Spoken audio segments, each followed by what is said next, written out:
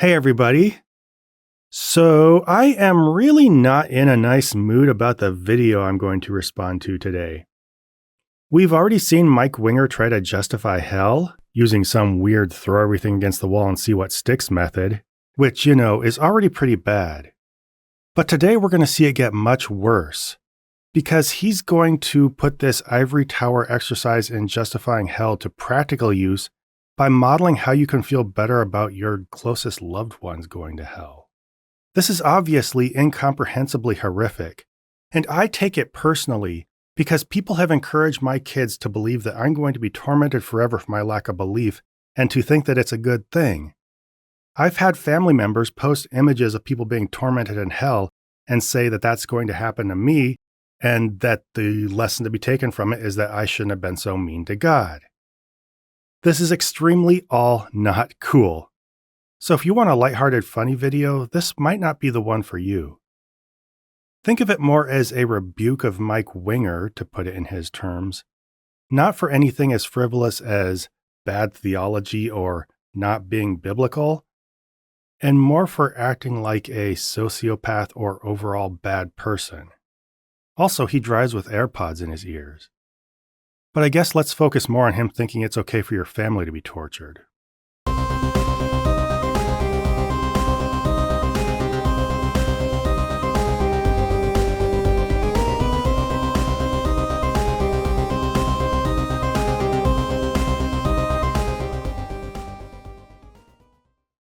I'm the only Christian in my whole biological family. How do I not despair at the fact that they're all headed to hell as it stands? It's leading me to doubt the goodness of God. Now, this is a very sad question. I'm not 100% sure where this person is coming from in asking it, but it might represent a very deep, heartfelt distress over what might happen to their family someday. So my issue is not going to be with them. This is a very real thing to struggle with. It's how MikeWinger handles the question that might be, absolutely disgusting. Wow, Sean. Thank you for the sincerity of your question. And just so you know, I'm not responding weird to it at all. It's not totally unlike my situation growing up. I was the only Christian, only person I would consider a genuine Christian that was part of my close family. Now, this was an interesting clarifier, right? He says that he was the only Christian in his family, but then he backpedals and says that he's the only person he considered a genuine Christian. Now, of course, this isn't anything unusual for MikeWinger, right? As far as I can tell, he seems to think the world is divided into three kinds of people. Him, people who agree with everything he says, and people who teach some kind of theological or non-biblical error. So, if you've listened to him for any amount of time, this is totally par for the course. Calling people fake Christians or false teachers rolls off his tongue so naturally, it's basically how he vocalizes his pauses. But it is weird to hear him turn this against his family, especially to the extent of saying that they're going to hell for being Christian, but not quite in the way that he thinks they should have been. And I think this says something deeply gross about him. See, most people struggle to justify hell even in purely theoretical terms.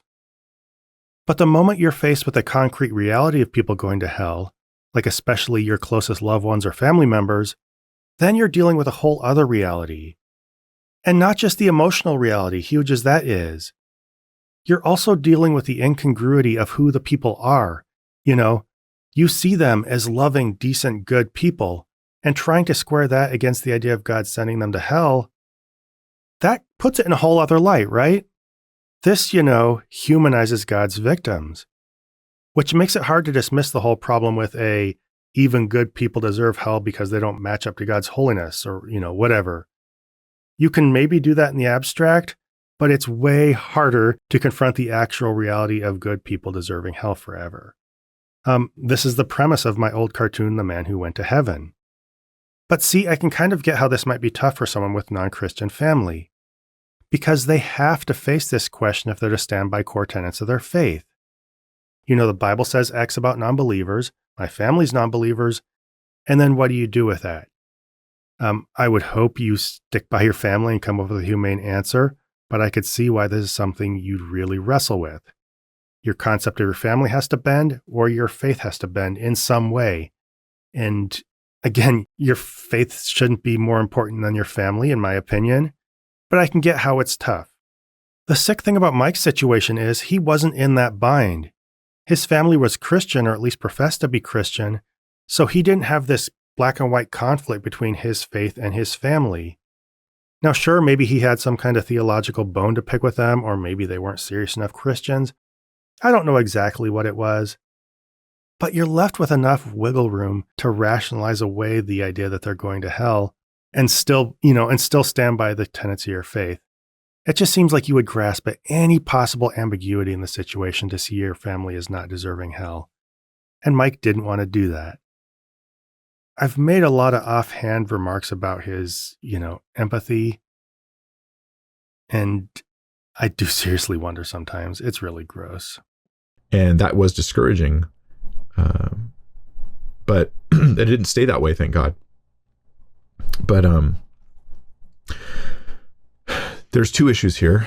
One is just you feeling sorrowful about the fate of your family, and the other is you actually thinking it's making me doubt God's goodness.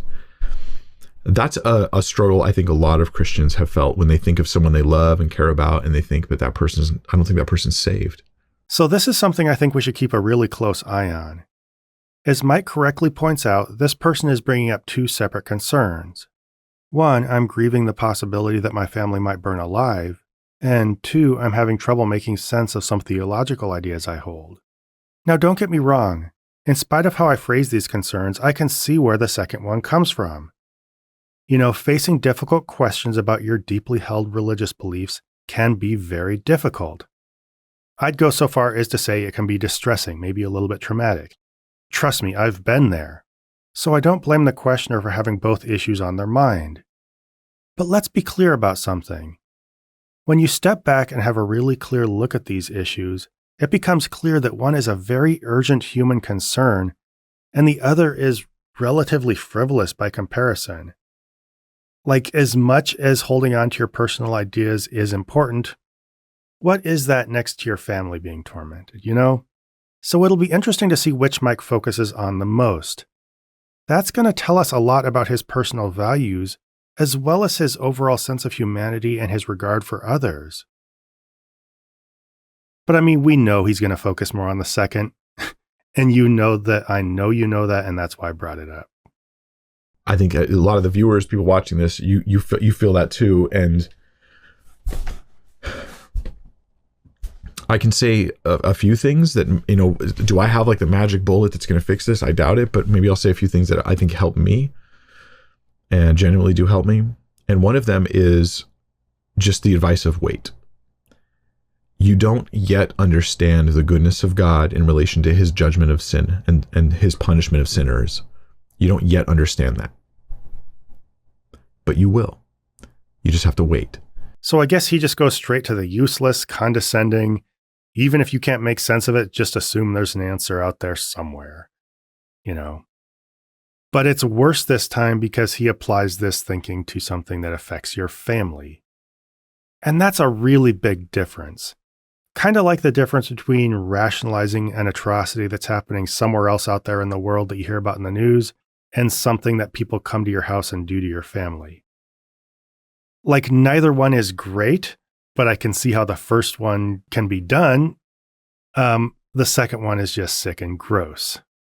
And on top of that, this bypasses any inquiry into your family's character, any questions about whether they're decent, well-intentioned people and what the implications of that are. And I don't mean that they're the best people. I'm not meaning that you need to assume your family's great or anything. Just that they don't deserve to be tortured. That your family doesn't deserve to be tortured. MikeWinger's answer wants you to shove that question aside, to just assume that they do deserve to be tortured. And if you have any cognitive dissonance between what the nature of your family is and what your religious beliefs are, not only are you just supposed to accept your religious beliefs, but you're just supposed to dismiss the whole question. He wants you to give the idea that your family should go to hell a complete pass, assume it makes sense even if you can't see how, and bury any intuition or emotion about who your family members are. Basically dehumanize them in about the basest way possible. Also, you can feel at peace with some ethereal ideas about the supernatural that members of your religion asserted to you. Let it sink in what that would mean about what you value and why. There's this amazing passage in Revelation 19 where they're actually praising God for his judgment on the Great Babylon, right? And he's punishing them and punishing the wicked, and the saints are worshiping God because his judgments are good. In fact, this is what Psalm 119 says: your judgments are just and true, and they're pure. Like, God's judgments are actually good. So first off, I find the very idea of praising someone for judging people to be just incredibly immature and almost certainly problematic. Like, at most, maybe you're expressing a little happiness that somebody restrained a criminal element of society to keep you safe, or are trying to rehabilitate them for the future. But I don't think that's what we're talking about here, especially considering that Mike's and Christianity's entire idea of judgment is purely retaliatory.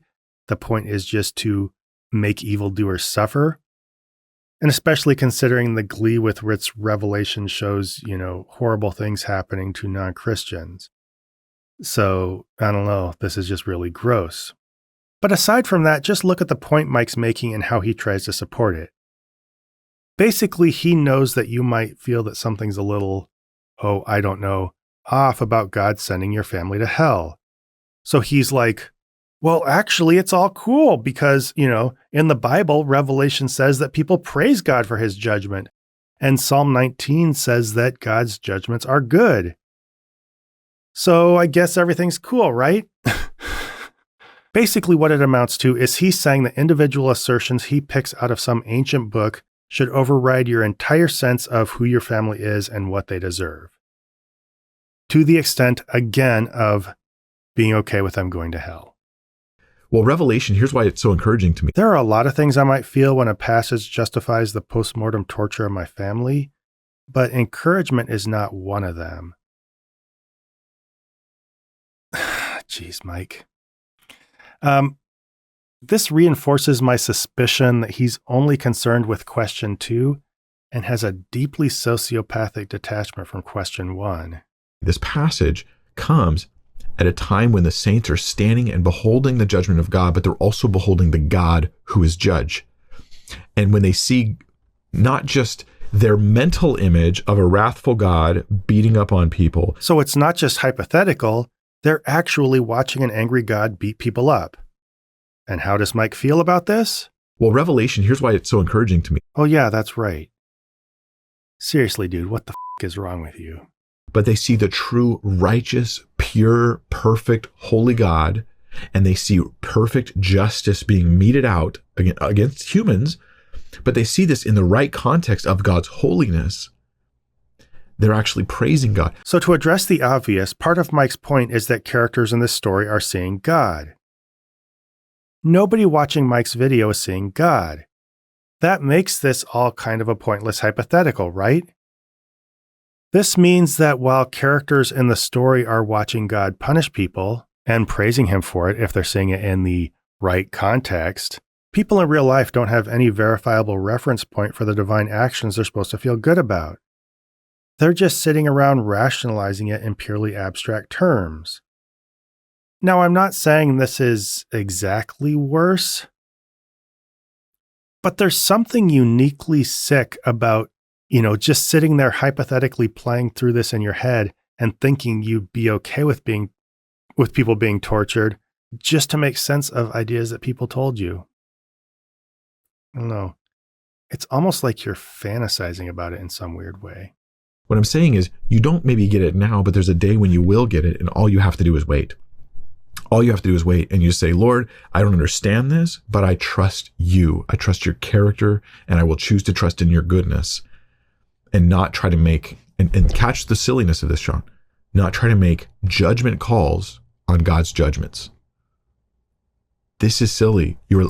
We're setting ourselves up as the judge of God when we try to make judgment calls on God's judgments. No, you're not making judgment calls about God's judgments. You're evaluating what people say about God and his judgments. And if what they're saying involves your family deserving to be tormented forever, you damn well better be sifting through everything they say with a fine-tooth comb. So I encourage you, please don't do that. This is where you just have to simply look at yourself and say, if I disagree with God, I've got to be wrong somewhere. I don't know where yet. I'll find out later, but I've got to be way off base somewhere. Okay, so Mike's just really going hard on this idea that it's just so silly to question anything God does. I mean, his ways are above ours, right? So, whatever he does must be right, even if we can't see the reason. But let's just pump the brakes a little bit and think about what it would take to arrive at this conclusion. First off, God would have to appear in front of you and say something or do something, right? I mean, after all, he's the one you're supposed to be deferring judgment to. So wouldn't you need to establish that he was the one you were deferring judgment to instead of, I don't know, people telling you things about him? But even then, it still wouldn't be that simple. Because let's just say that, fine, some kind of transcendent being appeared in front of you, even assuming we would have any idea what that would look like. Even then, how would you know that, 1, it fits the definition of a God, whatever other than religious tradition gets us to the use of that word? 2, it's the God of Christianity in the sense that you personally understand it. And 3, its intentions and intelligence are such that you know everything it does is right, no matter how awful it seems, no matter how far contrary it runs to all your personal values and moral intuitions. This would be a lot to establish. You couldn't know any of this about the being just by looking at it. All these things would need to be established over time through prolonged interactions with it. And this would be especially complicated for the third one. Because how does somebody establish their goodness to the extent that you would trust that everything they do is good, even if it runs contrary to all your moral intuitions? I think they need to establish deeply profound moral insight and unwavering moral behavior, and do all this to your satisfaction based on your personal understanding of morality. And now, I know Christians might question this. They might say that you shouldn't just base it on your personal morality. But if it's not based on your sense of what's right or wrong, your feelings of what's moral or not, then how are you establishing any trust in this character? Where does that trust even begin? You wouldn't think they're moral unless they displayed morality as you conceptualize it. So where this gets paradoxical is that you would have to reach the point that you stopped evaluating this being and just trusted that everything it did was moral, even if it did things that violated the very terms by which you decided that it was moral enough to trust it. I'm not sure this makes sense. At some point, this blank check would have to cover behavior so appalling, such as, for example, tormenting your family members after they die, that it would have to be a violation of the trust it had previously built. So the kind of trust Mike's talking about doesn't even make sense, even if you had seen a God, which, again, let's be clear, you had not. You're just believing what people tell you about God. Now, this includes the Bible authors as well as MikeWinger, but it's just people all the way down. So basically what Mike's saying amounts to, just trust me, bro. Trust God, I guess, in a way, but trust what I'm saying about God. So in the end, your family deserves to be tormented after they die because they're just so sinful. If it doesn't make sense, just trust me, bro. I don't think trust me, bro, is a good excuse for anything. It's especially not a good excuse for something as dehumanizing to your family as thinking that they are going to be tortured after they die and deserve it. It's like if I came up to someone who's building a wall and they're a master mason and I look at them and I go, what are you doing, man? That looks so weird. In my brain, I cannot understand any reason why you do that. It doesn't seem safe or wise. But there's a little part of me, a little voice in my head that says, Mike, you don't know anything about this wall or building walls. You just glanced at it and you made a judgment. This is the master mason. You should just let him do his job. God is the ultimate righteous, perfect, pure judge. Let him do his job. So yeah, I'm sure we all get the point of this. Basically, it's the standard defer judgment to somebody who knows better than you analogy, but it's so ridiculously off it doesn't help Mike's point at all. I guess at least if you take 5 seconds to think about it. If anything, it just shows how poorly the idea just trust God stands up to the idea of trusting an actual expert. Let's start with the fact that the Mason actually, and pay attention because this is a super important part, exists. Like there's actually somebody there for you to defer judgment to. Ooh, let me take care of this thing here real quick. Also, this Mason would have had to demonstrate that he's done something to earn your trust. Like either you'd have had to see him do good work in Masonry yourself, or he'd have to have gone around and done enough good work that he'd earned a good reputation. As I've explained previously, God has done no such thing. You just have people telling you to trust the judgment of somebody they tell you exists. This is a very different thing, right? But there's another part of this analogy that might not jump out at you quite as quickly, but is equally important. And that's that in Mike's story, the Mason is actually doing competent work. Mike walks up and sees him actually building a wall. He's doing something constructive. And Mike just says, hey, it doesn't really look right. In fact, he goes out of his way to say that it was just a flippant suggestion. He says that he just glanced at the wall and then started questioning the poor guy's work. So everything about why the Mason was right and Mike was wrong is in how Mike constructed the story, and almost none of it applies to God. To make this come anywhere close to being a fitting analogy, we'd have to say that, instead of building a wall, the guy was just standing around throwing bricks at Mike's family. If Mike showed up and saw that happening, would he be like, I guess he must know what he's doing because he's the master mason? I'd hope not, because some behaviors are just so evidently unconstructive that they can't be brushed aside by deferring to someone's expertise. This is the case with God sending people to hell. If we were talking about how a justice system should work instead of how Masonry should work, God sending people to hell is not competent work. It's not like God sentencing someone for armed robbery and a guy walks in and is like, oh, I don't know, God, you put him in jail for a little bit longer than I would have. He's subjecting your loved ones to torment after they die, with no goal of rehabilitation or restoration, no future benefit to society, and all for no crime other than not believing the right religious claims. Can you see where there's a difference? This is why this is such a big sticking point for believers and non-believers alike. It's as far away from a proportional, competent use of punishment as throwing bricks is from competent masonry. Also, you should find it, we'll say, problematic that people are hurting your family. Like if this mason had actually tied Mike's family up and kept throwing bricks at them over and over and over again, I would hope that Mike would have a response to that. And I would hope that the response would not just be based in how absurd it is. I'd hope he'd be like, holy cow, quit throwing bricks at my family, get away from them, get out of here, dude. That would make sense. If Mike were just to say, this is cool, I'll let the guy do his job, that would be sick, right? It would be a fundamental betrayal of his family. It would be just absolutely perverse that he was willing to let them go through that just to maintain his belief in someone's expertise.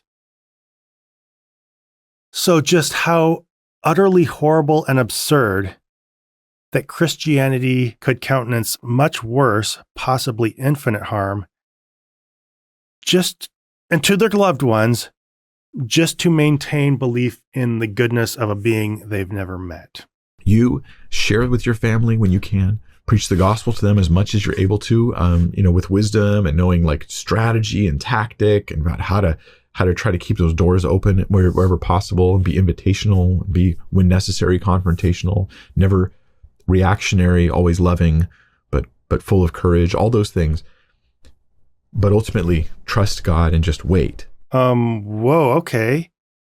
So remember how I'd mentioned there were two problems here?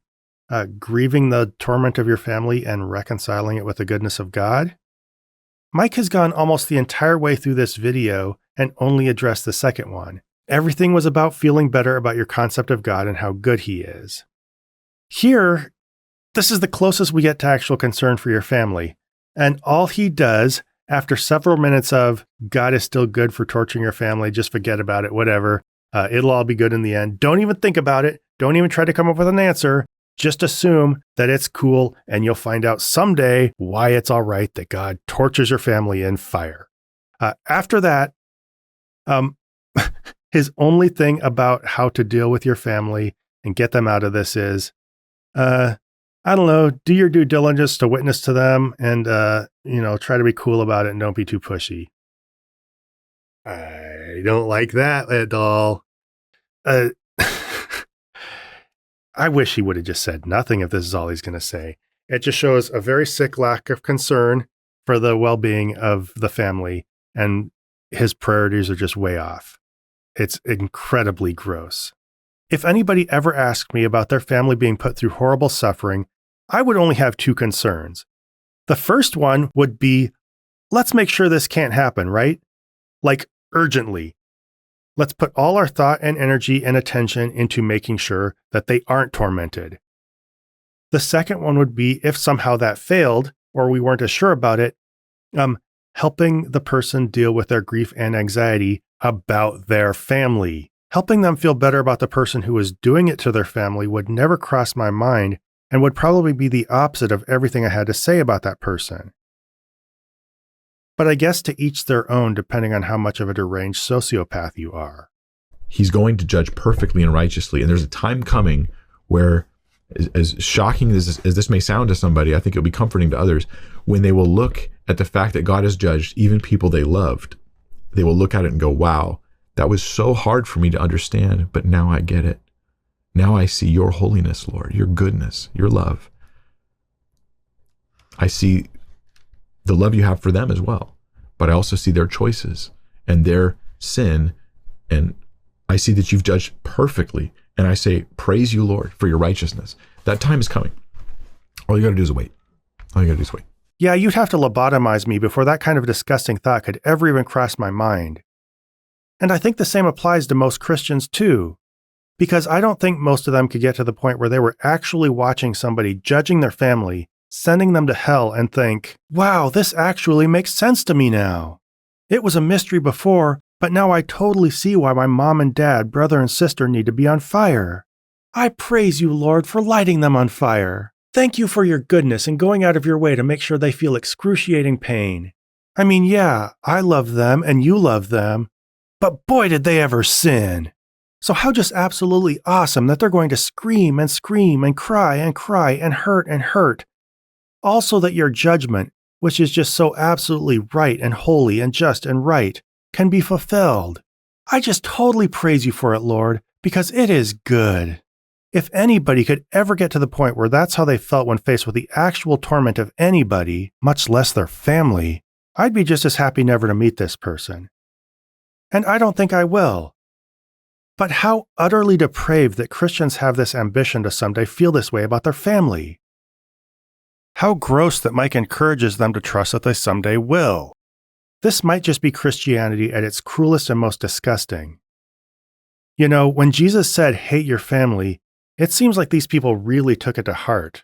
And f*** them for that.